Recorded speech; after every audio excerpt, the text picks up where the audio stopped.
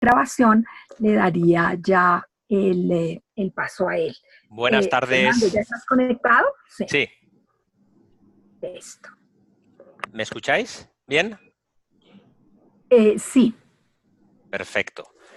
Bueno, buenas tardes a todos. Bienvenidos al último foro del curso. La verdad es que nos da mucha alegría pues que estemos finalizando otra nueva edición de este curso de validación. Ha sido todo un aprendizaje durante este mes y medio casi, desde que arrancamos. Y bueno, finalmente el taller 4 es un poco la culminación de todas las etapas anteriores del curso, donde hemos estado viendo todas las definiciones que se utilizan en validación, las diferencias entre validación, verificación y monitoreo, y finalmente cómo diseñar una validación teórica y posteriormente una validación en la práctica.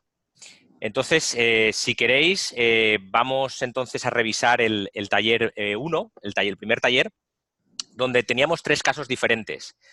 El primer caso era un tratamiento térmico de pasteurización de la leche, una leche que iba a utilizarse para producir helado, ¿de acuerdo? Y ahí veíamos que utilizábamos parámetros de resistencia térmica, como son el valor de D y el valor de Z, que son valores que se han utilizado desde los últimos 30 años en inocuidad de alimentos para caracterizar la resistencia de patógenos, ¿correcto? Entonces veíamos que, por ejemplo, para caracterizar la resistencia de un patógeno, pues el valor de D es el tiempo a una temperatura determinada para reducir un logaritmo o el 90% de la concentración inicial, y veíamos que ese valor de D depende obviamente del patógeno, hay patógenos que serán más resistentes al calor que otros, y también de la matriz donde estemos realizando el ensayo.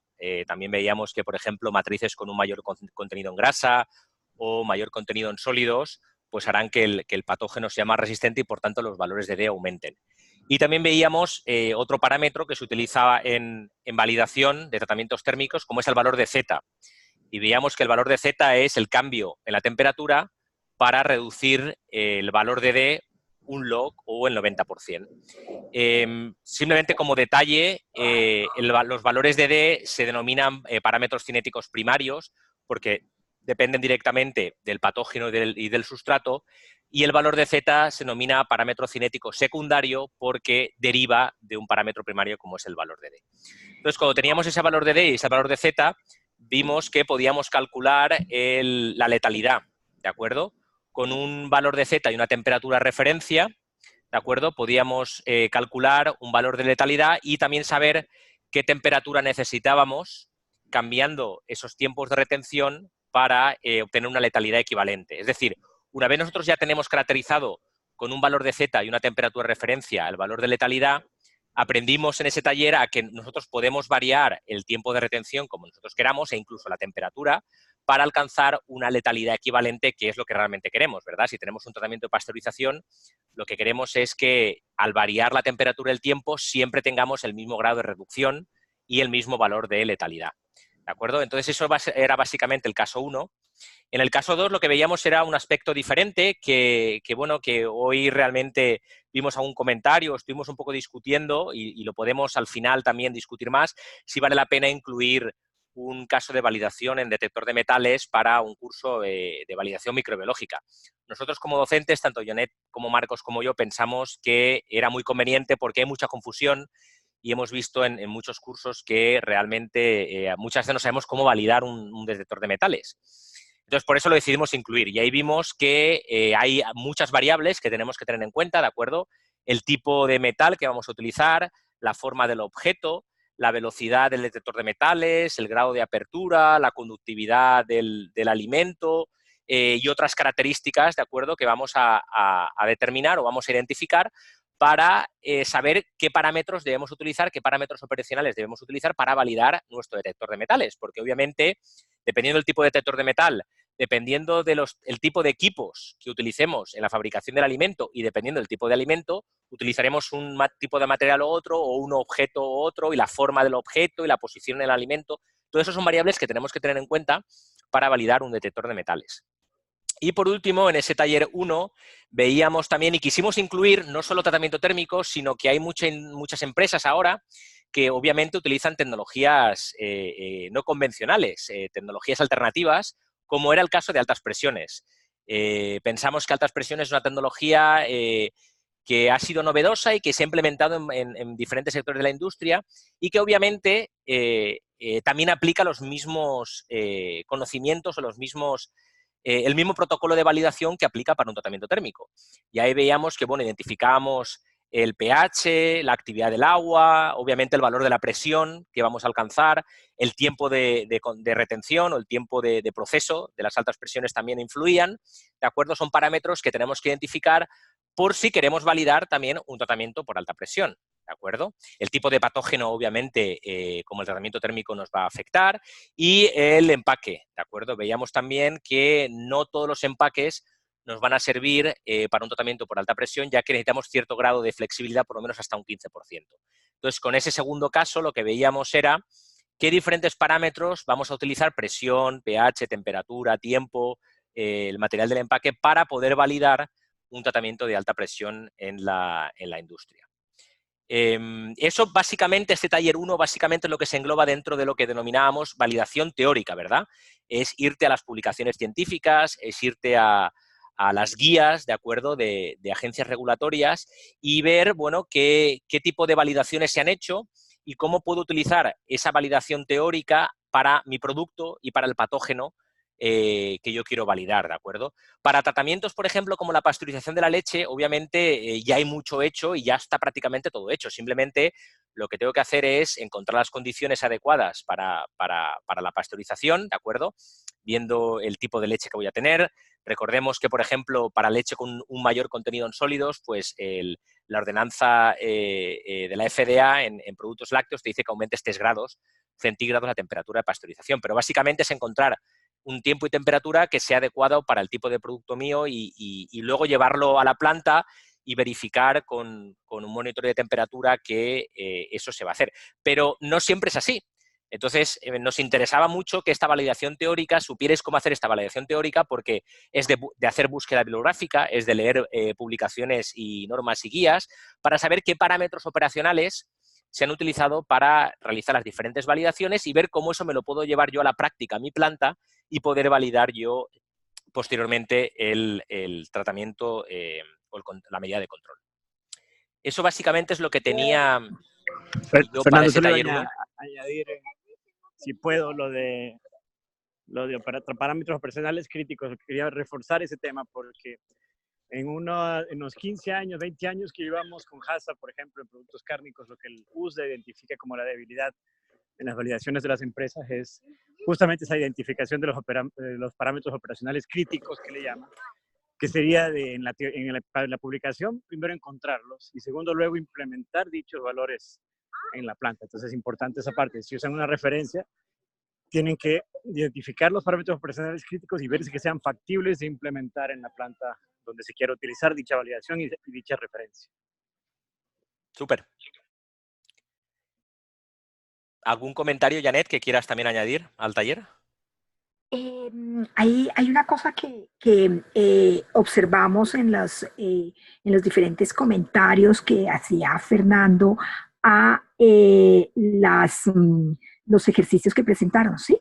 Y es el hecho de que cuando tú consigues los parámetros operacionales, esos parámetros operacionales no solamente nos ayudan a identificar si nuestro proceso se ajusta, como estaba anotando Marcos, sino que también es muy importante ya en la validación, en la práctica, medirlo, ¿sí?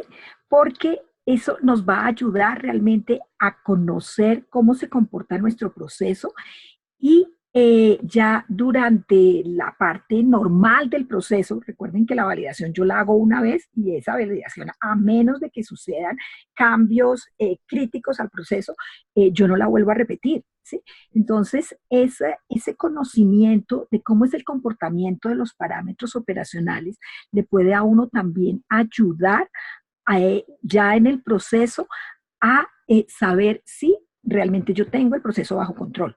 ¿sí? Entonces, normalmente una de las cosas que la gente cree es que simplemente valida sobre el criterio de rendimiento que se están reduciendo las 5 logs y demás en unas condiciones, pero esas condiciones no son necesariamente, en el caso de la pasteurización, el tiempo y la temperatura, sino que también hay que tener en cuenta los otros parámetros operacionales críticos que estaba planteando Marcos y que son indispensables conocer cómo es su comportamiento en los diferentes lotes de producción para realmente complementar que la verificación se está dando correctamente.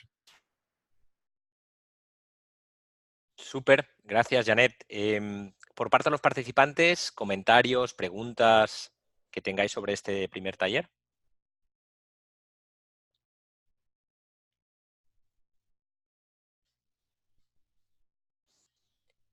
Yo os recuerdo que la mayoría estáis en silencio, por si estáis hablando.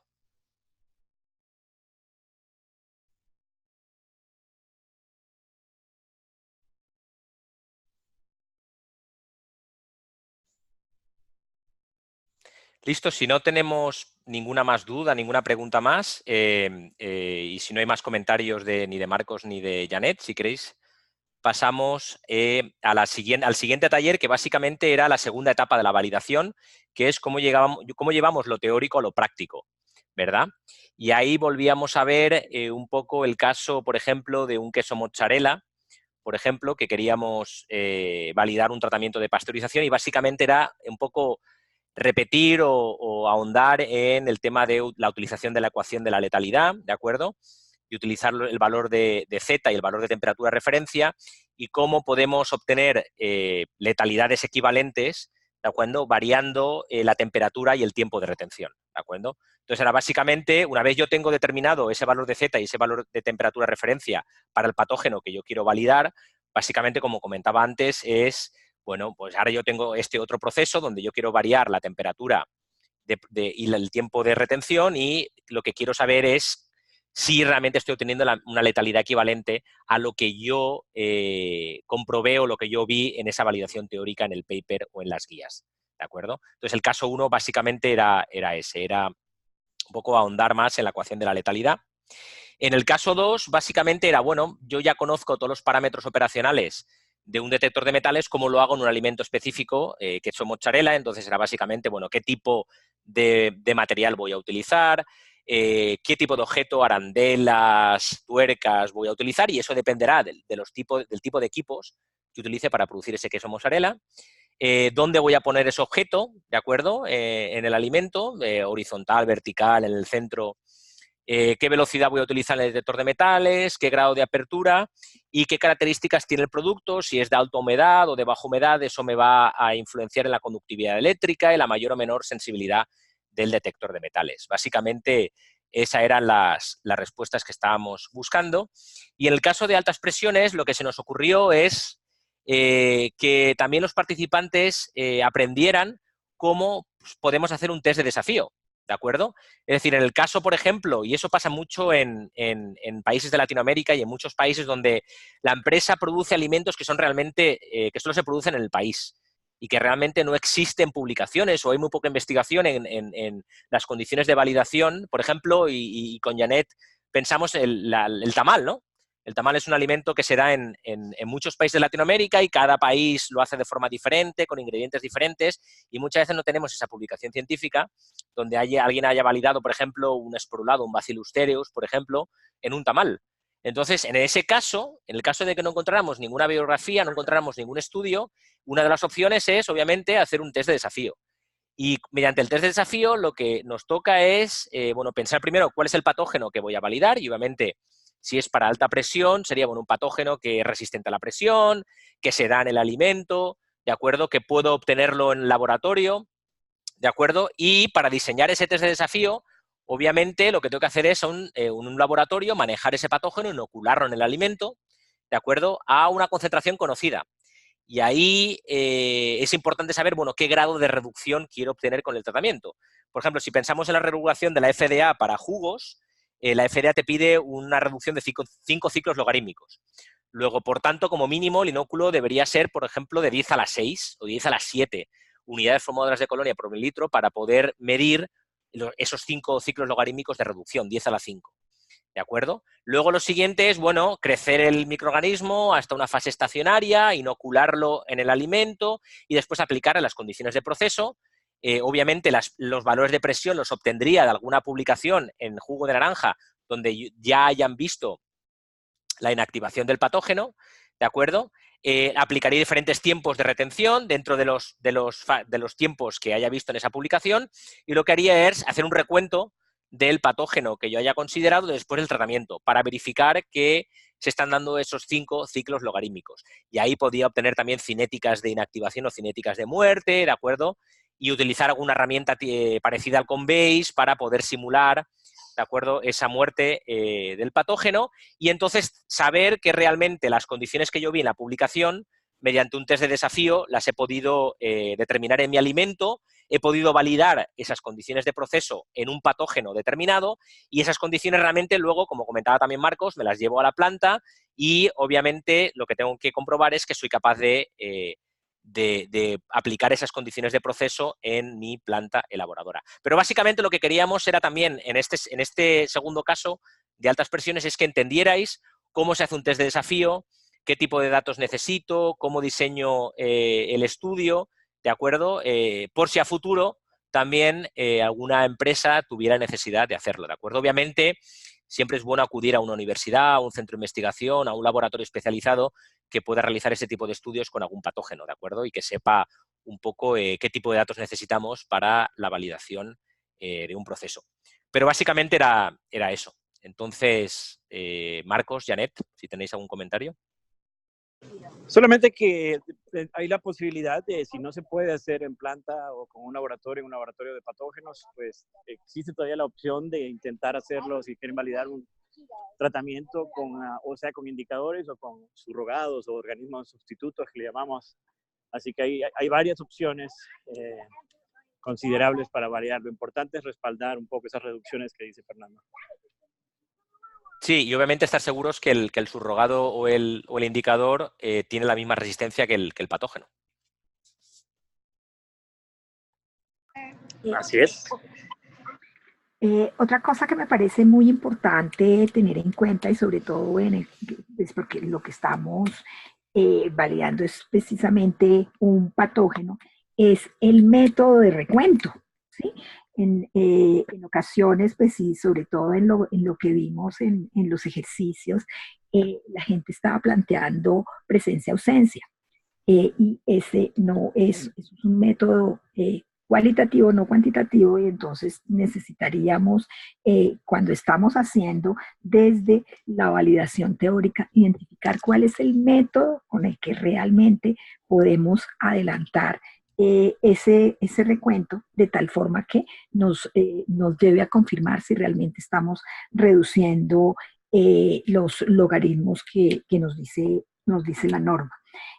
Otra cosa que me parece muy importante tener en cuenta es que si realmente existen ya unas guías, ¿sí? Con las cuales yo pueda trabajar y durante la validación teórica identificar que mi proceso es similar al que está aplicado al que está planteado en la guía, yo no tendría necesidad directamente de hacer la validación en planta, ¿sí? Yo podría entrar directamente a trabajar, a verificar que realmente se están cumpliendo con los parámetros. Entonces, esto es muy importante tenerlo en cuenta porque si ustedes se dan cuenta, una de las validaciones económicamente son costosas, ¿sí?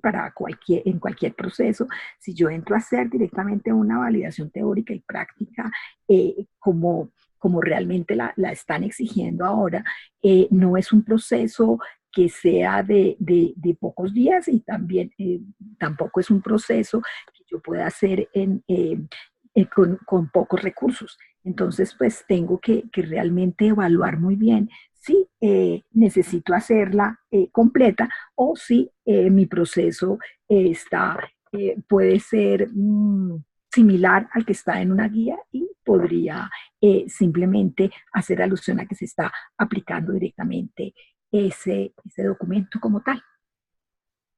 Sí, súper, Janet. Buen punto. Además, existe también muchas hojas de cálculo hoy en día para alimentos, que digo yo, genéricos, ¿no?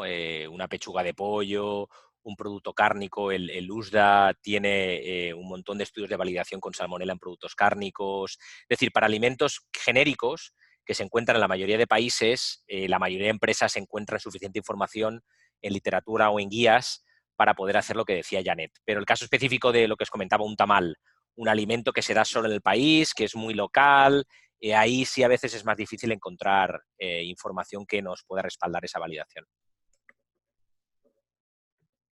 Sí, otra cosa que valdría también sobre lo que está diciendo Fernando, de esos productos que nosotros tenemos en América Latina, recuerden que nosotros tenemos también una cantidad, una variedad de frutas con las cuales preparamos diferentes tipos de jugos, mezclas y demás. En ocasiones conseguir información de alguno de ellos, de algunos de estos productos, no es fácil y entonces tendría uno que realizar muy claramente y con mucha especificidad todo lo que es la parte de la validación teórica y práctica de ese tipo de productos para que realmente estar seguros que están cumpliendo con el criterio de rendimiento. Y ahí, Janet, fíjate que me has hecho recordar mi época de estudiante de PhD, cuando veíamos el tema de las enzimas.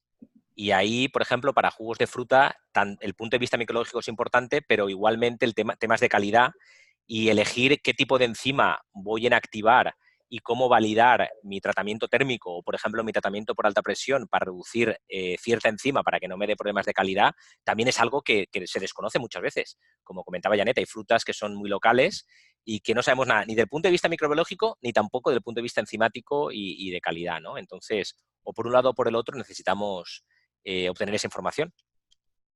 Y Y solo allí es añadir donde... que, ya un ratito, solo para complementar, que Uh-huh.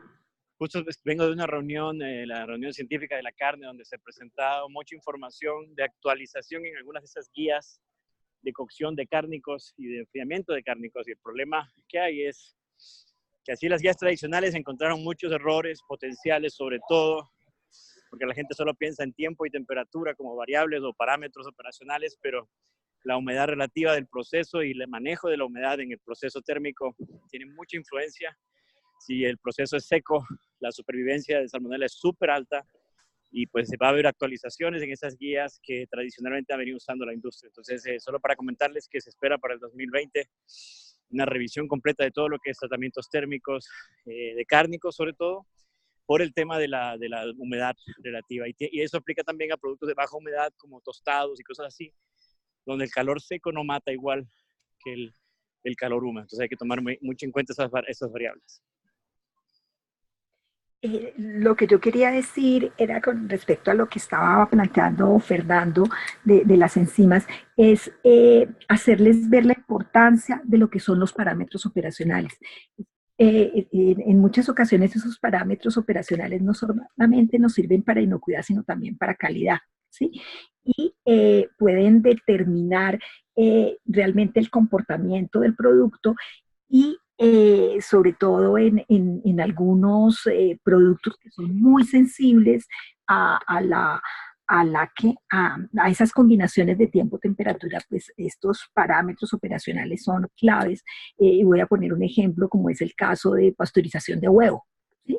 O lo que estaba hablando Fernando con respecto a algunos jugos que dependiendo directamente de la composición y demás del producto, pueden llevar a que sí, yo estoy cumpliendo con los parámetros de reducción, pero resulta que el producto bajo esas condiciones no va a funcionar en el mercado.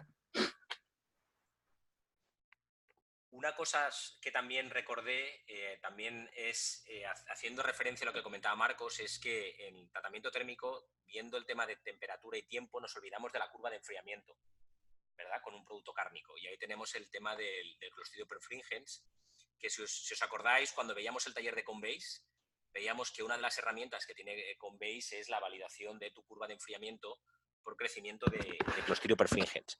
Entonces, también es importante ahí que la gente también sea consciente de que valido la subida y la bajada, la subida de la temperatura y cómo refrigero ese producto hasta llegar a los 4 grados centígrados. Súper. ¿Algún comentario más de Marcos o de Janet? No, todo bien por acá. Espero que participen más. Sí, ahora sí esperamos los comentarios o las inquietudes que tengan los participantes, los demás participantes.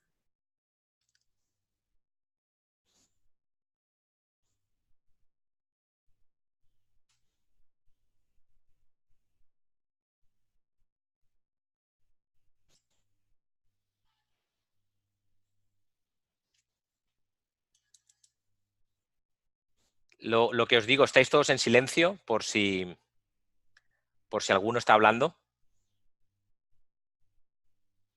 Aló, probando. Yo tenía una consultita. Bueno, hice un par de consultas. ¿Aló? ¿Sí? Ok. Escuchamos. Ok. Tomando en referencia lo que ustedes acaban de hablar, ¿verdad? Que efectivamente cuando uno revisa, bueno, o desarrolla lo práctico, más bien revisa lo práctico y lo desarrolla, bueno, revisa lo teórico y lo desarrolla en lo práctico. Bueno, eso tiene que tener ahí completamente su conexión. Cuando estoy al menos en lo que fue el taller 2, ¿verdad? El módulo 4, ya que es poner en práctica, veo que con los datos nuevos que nosotros nos solicitan introducir, la letalidad ya pasa a 0.13. Bueno, esa letalidad difiere mucho al teórico que habíamos nosotros calculado en el primer taller, que era de 13 y resto, ¿verdad? Sin embargo, ahí como tratando lo que decimos aquí, travesear y explorar un poquito sobre cómo podía igualar esos niveles de letalidad, ¿verdad? De inactivación de microorganismos, me percaté que uno lo puede lograr exactamente como ustedes dijeron, aumentando el tiempo.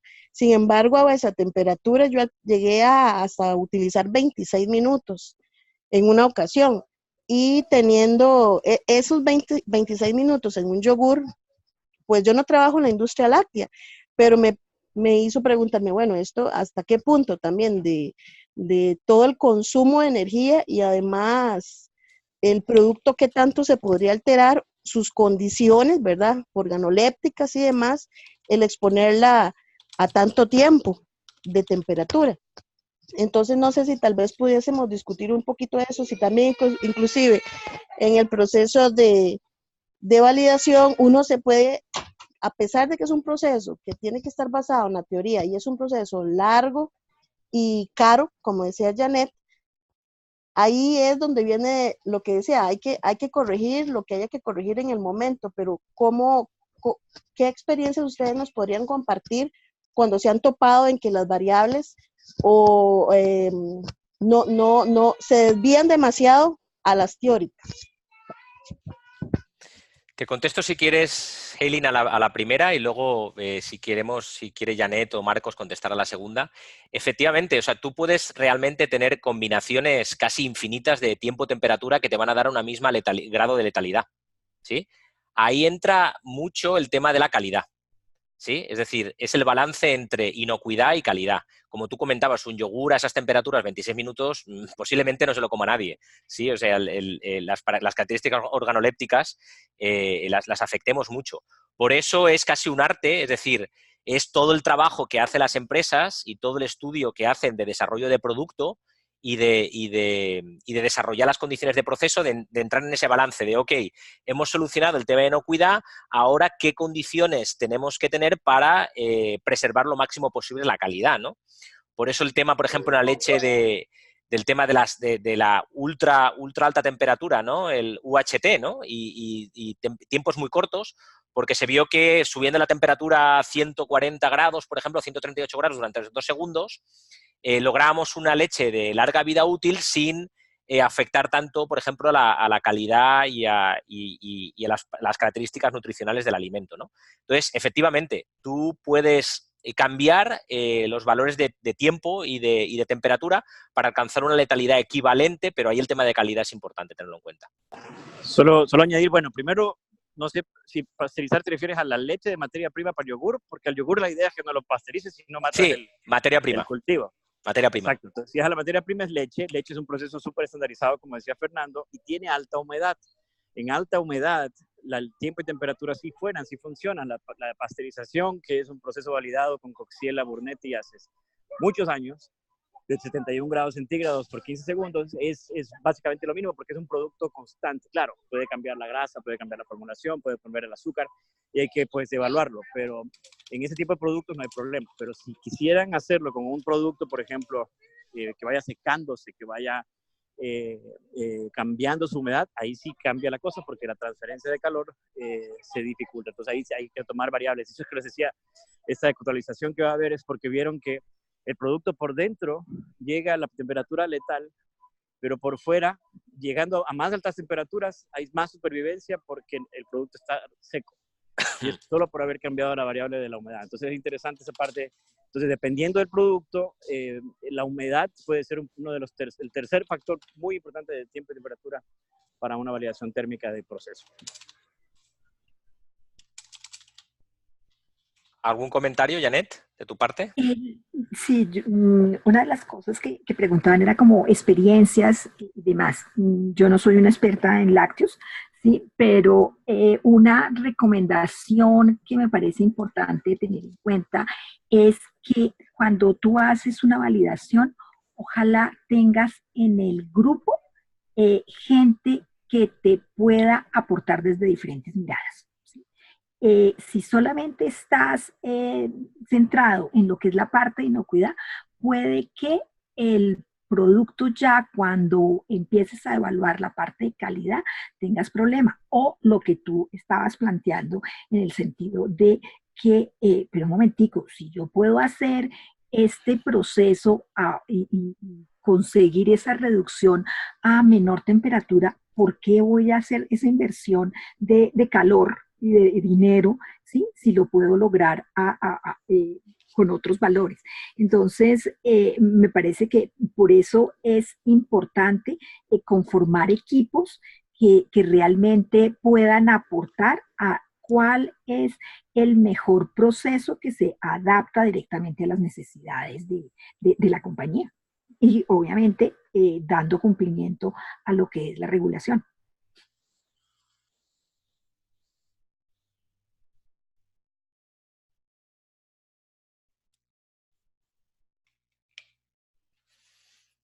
Súper. Bueno, Eileen, parece que contestamos a tus preguntas. ¿Qué más consultas tenéis? Bueno, yo sinceramente no he hecho todavía el taller 1, por eso me conecté por acá, para ver si se me aclaraba un poco. Algunas cosas se me aclararon, pero bueno, como estoy un poco atrasado, quería saber si me podrían dar alguna pista en el documento de las, ¿cómo se llama? De la detección de metales, en esas 129 páginas, más o menos donde podría encontrar información precisamente de lo que pide el caso, ¿verdad? Del tamaño del tipo de material, posición del metal, tamaño de apertura, condiciones ambientales que afectan, velocidad de inspección del equipo, porque creo que no lo voy a lograr encontrar en las 129 páginas. He estado leyendo y estoy un poquito bloqueado con tanta información que tiene el documento. No sé si hay alguna pista, está al principio del documento, a la mitad del documento, al final del documento. Pues están en todo el documento, pero si quieres lo que puedo hacer, yo no lo recuerdo ahora en las páginas. No sé si tú, Janet, recuerda las páginas para decirle a Diego, y si no, te escribimos al acabar el foro, yo lo miro y te digo exactamente en qué parte del documento puedes encontrar la información. Por favor. Así exactamente, mira páginas tal y tal. No, como dice Fernando, nos tocaría mirar el documento.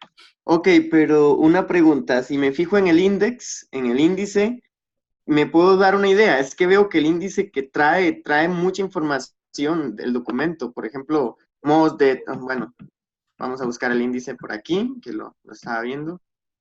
Factores que limitan la sensibilidad, que bueno, que ahora ya San Pedro me dio una pista, que es las condiciones ambientales afectan la sensibilidad. Luego habla de rayos X, entonces como que el menú es un poco, el índice es un poco, tiene mucha información, pero si ustedes me dicen que me fije en eso, me puedo poner un poquito más de atención en el índice para encontrar esa información. Listo. Yo creo que lo mejor es que te escribimos exactamente qué numerales del índice o qué páginas exactamente puedes encontrar la información, y así es, porque como estamos grabando el foro, ahora no puedo acceder a la plataforma ni al documento, ¿sabes? Vale, se lo agradezco demasiado. Sí, no te preocupes. ¿Qué más cosas? Veo que también ¿os queréis que lea los comentarios que estamos poniendo en el chat para que todo el mundo también esté al tanto? ¿O alguien que nos cuente más cosas, que nos diga más comentarios? Y si no, me pongo a leer los comentarios del chat. Yo pienso, Fernando, que aquí hay una pregunta de Tenía una Estefanía. consultita. Ay, perdón. Estefanía acaba de poner una pregunta. Trabajo en investigación y siempre hacemos diseños experimentales de optimización para determinar las condiciones óptimas de operación. Pero si escalo este tipo de procesos en la industria, no sé qué tan factible es porque los diseños de optimización, según el que se requiera, lleva a hacer más de 2 ensayos y luego el ensayo óptimo. No sé exactamente cuál es la pregunta. O sea, de que muchas veces las condiciones, lo que entiendo yo es que muchas veces las condiciones de laboratorio a veces no son escalables a escala industrial. Entiendo que se refiere, por ejemplo, no sé, un secado por spray para una leche en polvo que puedo hacer en un secado que tengo en un laboratorio, una planta piloto, ¿cómo lo puedo luego escalar a nivel industrial, ¿no? Creo que es esa la pregunta. Ok.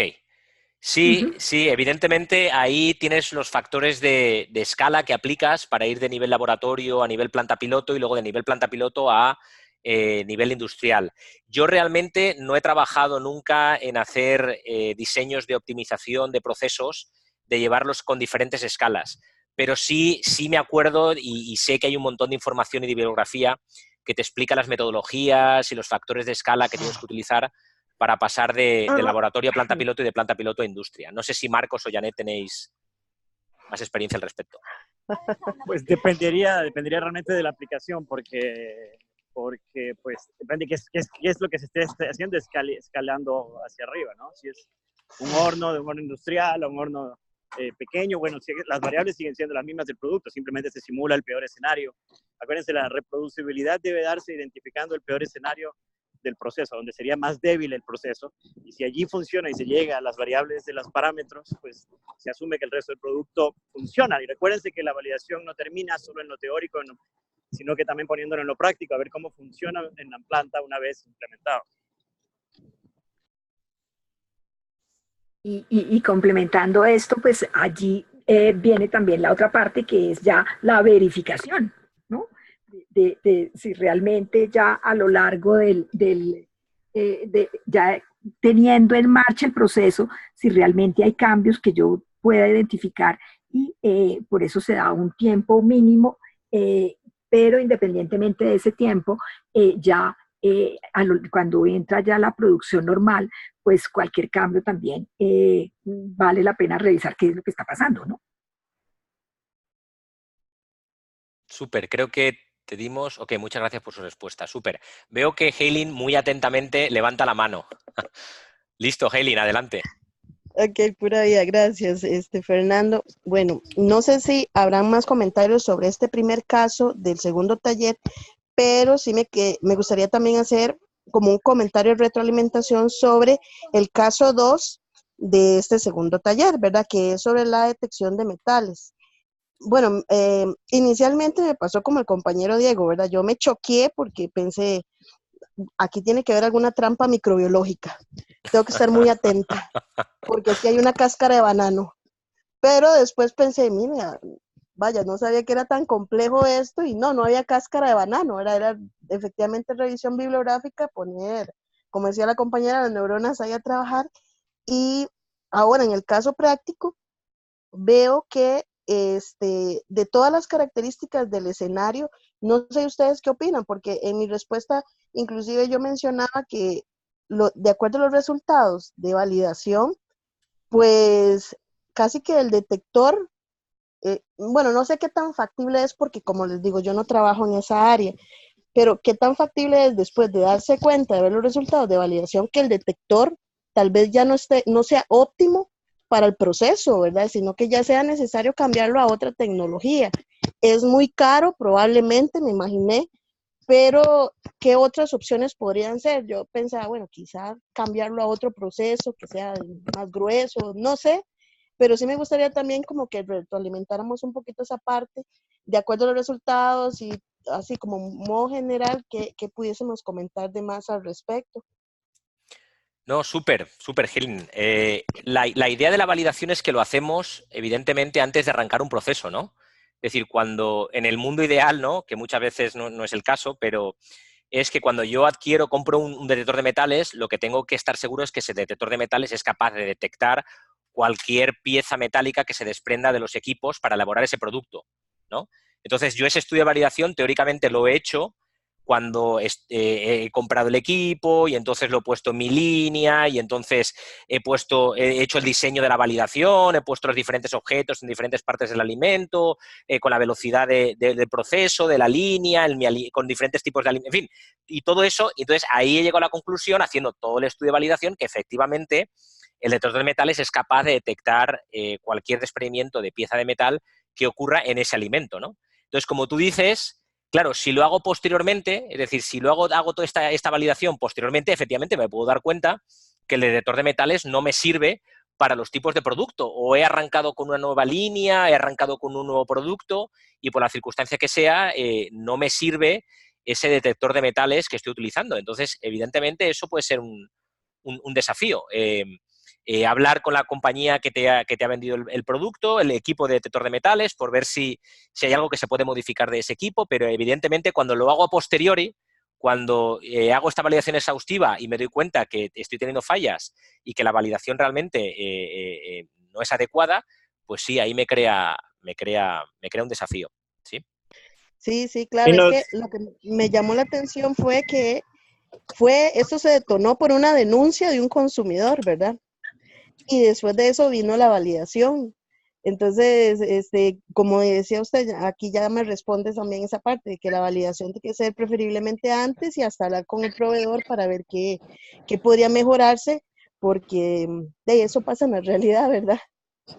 Y solo recordarles que hay, en realidad, la validación tiene dos componentes, ¿no? La validación inicial, que es donde tomamos las variables, lo teórico, lo prescrito, y de ahí esa que hablamos del programa ejecutado, que dice, bueno, empecemos, trabajémosla y veamos si es que esto teórico que dijimos que iba a funcionar, funciona en mi planta, en las condiciones de operación de mi planta específica. Entonces es importante esa parte, porque uno puede ser bonito, todo espectacular los datos de la validación, pero cuando lo trato de implementar en la planta con las condiciones de mi horno, de mi proceso, no me funciona. Entonces eso USDA da como generalidad 90 días de utilizar el proceso validado, ver que lo puedo implementar y ver que me está dando el resultado esperado. Ah, perfecto, perfecto. Muchas Bueno, de hecho, gracias. USDA y ahora FISMA. Sí, sí, claro. Hay una cosa, y aquí quiero devolverme casi que eh, en un, en la implementación, ya sea de un HACCP o de controles preventivos, lo primero que yo hago es una identificación de peligros. En la identificación de peligros uno habla, listo, metales, pero realmente, ¿qué tipo de tamaños de partícula el mm, cuáles serían los elementos que realmente tendría que tener en esa detección de metales? Eh, pues porque cuando uno ve el ejercicio uno se da cuenta que allí tornillos de diferentes tamaños, entonces la detección de metales tiene que ajustarse directamente también a esto y a todos esos aspectos que yo he identificado, y eso está prácticamente desde la identificación de peligros. pero uno en ocasiones hace esa identificación de peligros en una forma muy macro. Y este es un ejemplo de eso. Claro, claro. Bueno, no, muchísimas gracias. Buenísimo. Al final el caso, excelente. Muchas gracias. Cuando desarrollamos el módulo, me recuerdo, bueno, no había un documento que justamente este tema de material extraño, no solamente metales, sino material extraño, ha sido controversial acá en Estados Unidos en los últimos 3, 4 años y es inclusive ya ha llegado a sobrepasar a los alergenos como la causa número 1 de retiros. Y la razón por eso se pidió clarificaciones de cómo responder a estas quejas de consumidores o reclamos cuando hay material extraño. Entonces les voy a mandar en el chat una referencia, un link a este documento que es controversial. La industria todavía está reclamando, está en temporada de audiencia todavía, está en temporada de audiencia, pero cuando salga ya el documento final, pues es una guía de cómo responder a los materiales extraños. Lo voy a pegar ahorita en el chat para que lo tengan. Súper. Muchas gracias. Perfecto. ¿Qué más? Consultas, retroalimentación. Me interesa mucho, bueno, nos interesa mucho sugerencias que tenéis. He visto que ahí, Diego, has puesto varias sugerencias para mejorar el tema pedagógico con algún vídeo, que los foros se pudieran hacer antes de los talleres. Todo eso está anotado, se va a revisar. Que las instrucciones sean un poco más claras, lo mismo también.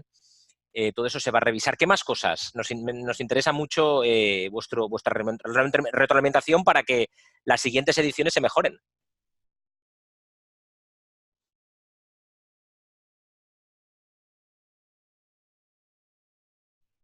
Todos a la vez, ¿no?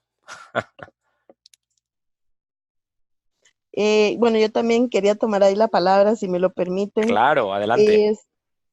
Yo tengo dos observaciones, bueno, o sugerencias. La primera es, si es posible, cuando se hacen este tipo de videoconferencias, ya sea un día o 2 días antes de la entrega del siguiente taller, porque tal vez permitiría como que si uno está desubicado o tal vez, como decía el compañero antes, algún tip o qué sé yo, poderlo compartir ahí en el momento. Al mismo tiempo, ese espacio de videoconferencia podría ser para hablar del anterior taller, o sea, un corto tiempo.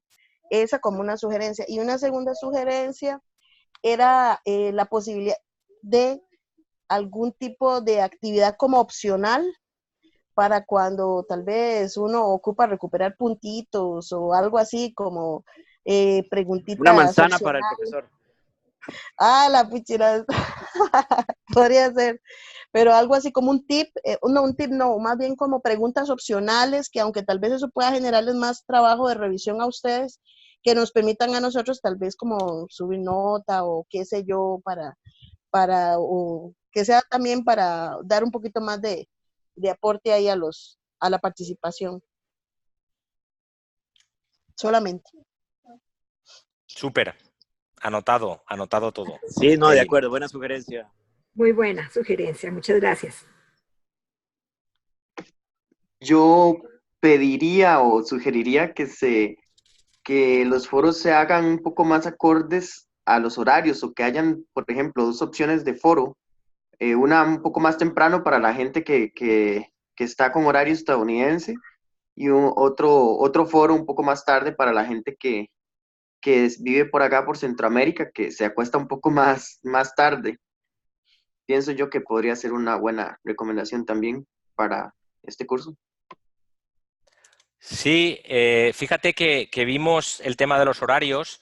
Se nos complica un poco con gente de Uruguay, Argentina, que van 2 horas por delante de la hora central, donde estoy yo, donde está Marcos, y que si lo hacemos muy tarde ellos tampoco podían participar. Y el hacer 2 foros el mismo día, fíjate que ha habido foros, por ejemplo, que solo hemos tenido una persona.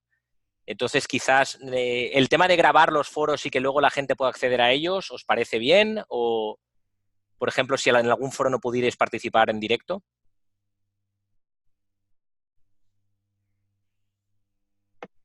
Eso también está bien, poder ver los foros después, pero también me pareció que eran pocos foros, en realidad. Eh, Me refiero a que son 4 módulos y 4 foros. Tal vez, no sé, hubieran hecho un poco más de foros como dice la compañera, en algún foro tal vez tocar el tema previo a hacer los talleres y en otro foro ya el posterior. Ok, está bien. Anotado la sugerencia. Al final, yo pienso que lo que podrían hacerlo es un poco más interactivo. Yo sé que es complicado, ¿verdad? Con todos, las personas en los trabajos en que están y los horarios que tienen, pero sí me pareció que el curso fue poco interactivo, en realidad. Ok, ¿a qué te refieres con poco interactivo? ¿Que no se utilizaron bien los foros? Los foros me refiero a escritos, Sí, también para resolver dudas. al menos yo no pude conectarme a los 3 foros anteriores porque completamente quedaban en momentos en que estaba laborando y muy complicado, ¿verdad? Porque bueno, en mi caso yo trabajo con clientes, entonces no podía cancelar ese tipo de actividades que tenía con los clientes, entonces no pude interactuar mucho. Y en el chat, desde el principio se dejó claro que el chat era más como para cuestiones técnicas, entonces yo siento, técnicas del, digamos, de la plataforma. Sí. Entonces yo siento que se limitó mucho como lo que se podría también tocar a través del WhatsApp, aunque sí hubo apertura, pero siento yo que esa regla que pusieron al principio de que solamente fuera para temas técnicos de la plataforma, sí limitaron un poco la interacción de los estudiantes. Bueno, es mi opinión. Ya, veo. Acuérdate que también había el foro de la plataforma, que era también para que la gente pusiera dudas y que todo el mundo pudiera ver, pero realmente vimos que no lo utilizaron mucho. Es verdad. Sí, exacto, eso iba a comentar, Fernando, porque el chat es sí para técnico principalmente, aunque no es que esté excluida una pregunta ya del contenido, pero asimismo en la plataforma hay un foro de contenidos y la idea es que ahí justamente ese intercambio entre gente sea algo que ayude y permite el mejoramiento del conocimiento, porque así se comparten experiencias, dudas, etcétera, que puede uno y otro apoyarse mutuamente, inclusive los instructores. Entonces, sí tiene que ver con que hay que darle, sea como sea, el tiempo necesario a leer las tareas de manera que se puedan poner esas dudas por adelantado a las fechas de cumplimiento de las mismas. Entonces, recuerden, si este es un curso en línea, sí es flexible bastante también, pero hay objetivos que cumplir para cumplir dicho currículum. Entonces, sí tiene un poco ese componente. Y lo hemos visto y ese es nuestro primer validación. Estamos validando el curso de validación, si valga la redundancia, y hemos visto ese tema. Así que definitivamente vamos a ser un poco más enfatizantes y recordantes a los participantes, si son palabras esas, de precisamente revisar y empezar a generar esas dudas durante los tiempos, dentro de los tiempos permitidos, para que efectivamente esas preguntas que no se tuvieron, que tal vez hubieran ayudado, pues se den a un tiempo en el que nos permitan intervenir de una manera más puntual. Así que sí ha sido un proceso y creo que vamos a tener que aumentar un poco nuestro nivel de recordatorios, de empatizar, lean al taller o si no lo ha podido hacer, preguntar por qué, porque definitivamente eso es parte del proceso. Y otra cosa que me parece importante anotar es que pues el diseño de este curso en línea es asincrónico, ¿sí? Se tenían previstas solamente unas actividades sincrónicas que correspondían al foro, pero la mayoría eran asincrónicas, teniendo en cuenta que los horarios de los participantes podían tener variaciones amplias. Y la otra cosa era, pues, o es el hecho que en la información que se discute, que se puede discutir en el foro, puede quedar como material para que las otras personas lo puedan revisar y tomar de pronto cosas que le puedan servir. Pero muchísimas gracias por todas las observaciones porque pues nos ayudan a ver cómo podemos seguir ajustando. ¿Puedo hacer una observación más? Sí, claro. Ahora que se habló de los foros, están muy bien los foros, sin embargo, yo siento que, bueno, la plataforma, bueno, no siento, la plataforma está hecha más como para verla en formato de computadora, de laptop. Eh, y ahora estamos mucho como en la era celular, ¿verdad? Todos vemos las cosas a través del celular, revisamos el correo a través del celular, etcétera. Entonces, revisar, por así decirlo, la plataforma yo la pude revisar desde mi celular, pude ver algunas cosas, pude ver lo de, ¿cómo se llama? La información teórica de del curso, por así decirlo, la parte donde uno va revelando la información a través de los links. Y no me metí a la parte de los foros, sí, o sea, sí me metí, pero no lo consulté tanto porque siento que no tenía un formato que fuera mucho más adaptado al de celular, y en mi caso sí hubiera sido como un poco más útil poder ingresar y poderlo ver en el celular en un formato que fuera adaptado. Entonces, tal vez eso, adaptar un poco la plataforma a la parte de celular. Sé que tienen ahí el apoyo de alguien en la parte de informática, de TI. Entonces, para que pueda haber más participación en las actividades asincrónicas, como dijo Janet. Súper, Diego, gracias por el feedback. Estamos pasados de tiempo.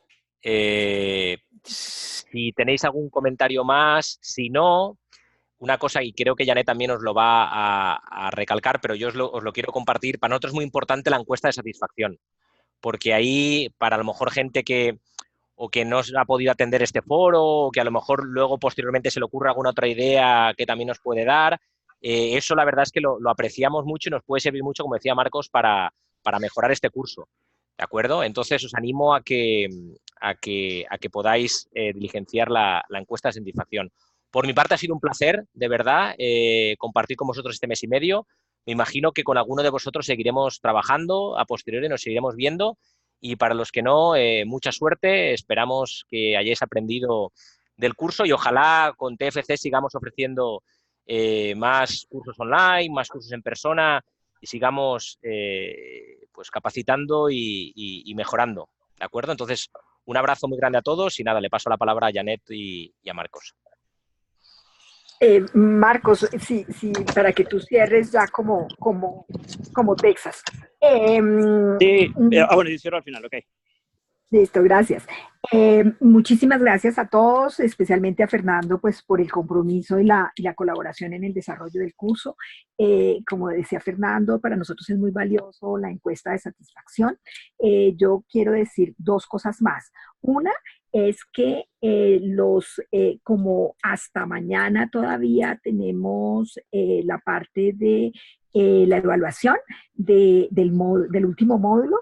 Entonces, pues nosotros vamos a tener una revisión el 1 de junio y sobre esa, a partir del 2 de julio estarían disponibles los certificados para que los puedan descargar directamente de la plataforma. En la parte de retroalimentación, ahí están las instrucciones para descarga y demás. Y la otra cosa que me parece importante es hacer un reconocimiento a una estudiante que pues nos incitó mucho a estar muy pilos y a estar muy pendientes de los avances, pues porque siempre fue muy adelantada en el desarrollo del curso. Y por esa razón, pues queremos ofrecerle directamente que si quiera tomar un curso en TFC en alguna oportunidad, ya sea en la plataforma virtual o si se da la oportunidad de forma presencial, ella tendría el próximo curso completamente gratis. Y esa persona es Roxana Bruxón. Rosana, ¿estás ahí para simplemente saludar? Rosana estaba hasta hace poquito, sí, ahí está, pues está, tiene el micrófono apagado, pero ella ha estado desde, cuando yo me conecté, ella estaba, ya lo abrió. Sí, gracias, Rosana. Me conecté antes de la hora, no me he dado cuenta que era más tarde, y sí, no, les agradezco mucho y a mí me sirve porque mi trabajo yo tengo que evaluar a grandes rasgos si lo que me presentan como medidas de control son lógicas o no, y esto me permite evaluar lo que las empresas me contestan. Si hay algo razonable, por supuesto, no se va al detalle porque yo veo en papeles. Lo que les puse en el foro recién en el chat es que en realidad yo trabajé en una industria láctea y en ninguna inspección o misión o nada, en realidad nunca me pedían la validación, y es algo que a mí siempre me llamó la atención. Yo se los mostraba, pero en realidad si contestaba, ponía cualquier cosa, yo creo que era lo mismo. Es un tema que tiene una falla muy importante a nivel inspectivo, y no tanto en la pasteurización de la leche, sino a nivel de leche UHT o ultrapasteurización, y creo que eso es un punto a recalcar a todos los organismos de fiscalización, en definitiva. No sé si me escucharon o no. Sí, sí, sí, Ah, súper. muchas. Buenísimo, buenísimo tu punto Es y... un tema que hay una falla, y bueno, con detector de metales yo me conecté con el gerente de mantenimiento de la empresa que trabajé para consultarlo específicamente cómo los parámetros que se usaban en esa planta, que fue lo que utilicé para asegurarme, y es un punto también que nunca nadie lo preguntó. Eso es una falla muy grande, o sea, piden las pasadas probetas, pero en realidad si en algún momento se validó, se hizo algo para saber si funcionaba, nunca lo preguntaron. Y nunca nadie lo plantea. Creo que no sé si es a nivel mundial la falla o es acá. Es una cosa bastante generalizada en los países. Sí, uno ve los reportes de los PCCs de detector de metales y siempre el formulario perfecto, la plana de escuela, porque nunca falla, pero cuando falla es fuerte el tema, y es el problema de materia extraña, que por eso les enviaba ese link. Pero felicitaciones, Roxana, y pues gracias de nuevo por Bueno, muchas gracias, muchas gracias. Voy a difundir el curso que me dijeron cuando los vea acá, a los del Ministerio de Ganadería, que estamos en contacto. Yo trabajo en salud pública, pero tenemos un contacto fluido con ellos, y bueno, como trabajé, ellos me inspeccionaban también, tengo mucho contacto, y les voy a decir y fue a través de Inés Martínez que me enteré del curso. Ah, qué Ay, bueno. Buenísimo. Bueno, ya se lo pasó a mi jefa lo difundió, y bueno, yo me anoté. muchísimas gracias, Roxana, porque consideramos que para nosotros tú fuiste un reto. Hay temas que los domino más porque los tuve que trabajar, los tuve que hacer, y otros temas que sí, que tuve que, la parte de presiones, tuve que leer y leer y leer, y bueno, y aprendí pila de cosas que nunca había hecho en mi vida, y bueno, tuve que aprender. Y con el foro me parece interesante lo que aprendimos ahora, o sea, detalles, cosas que uno no se plantea mientras está preparando. Me parece sí, esa sugerencia de hacer antes y después un tema de discusión previo a presentar los talleres, y otro posterior como resultado final, ¿no? De intercambiar con los demás y eso. Súper, anotado también. Muchísimas gracias a todos, y Marcos, si por favor cierras ya. Ok, no, con todo, pues disculpen por la hora, pero nos alegra que haya habido participación. Pues de parte de Texas Tech, pues queremos dar oficialmente cerrado esta primera cohorte de estudiantes para el módulo de validación. Pues de nuevo, ha sido una experiencia enriquecedora para todos los involucrados, tanto instructores como personal técnico de la plataforma, y por supuesto los estudiantes. Esperamos que tomen provecho de la misma, que les sirva, y de nuevo, cualquier sugerencia, recomendación que nos puedan dar, pues nos ayuda a mejorar en este sistema. Es uno de muchos que queremos lanzar. Estamos trabajando para hacer todo un portafolio de módulos que sean útiles para la industria, que sean prácticos, autogestionados, como dice Janet, pero de una manera en la que permita pues resolver dudas y ser participativo. Entonces, muchas gracias con todos por la participación. Quiero agradecer principalmente a Fernando por la paciencia y por conducir los módulos en esta ocasión, Janet por todo ese apoyo técnico y participación de nuevo con los estudiantes, y por supuesto a Joana y a su personal por el apoyo técnico de manejar la plataforma. Muchísimas gracias con todos. Espero pues verles en persona en algún momento, y pues saludos. Súper, gracias a todos. Un abrazo. Cuidaros. Gracias. Buenas noches. Hasta pronto.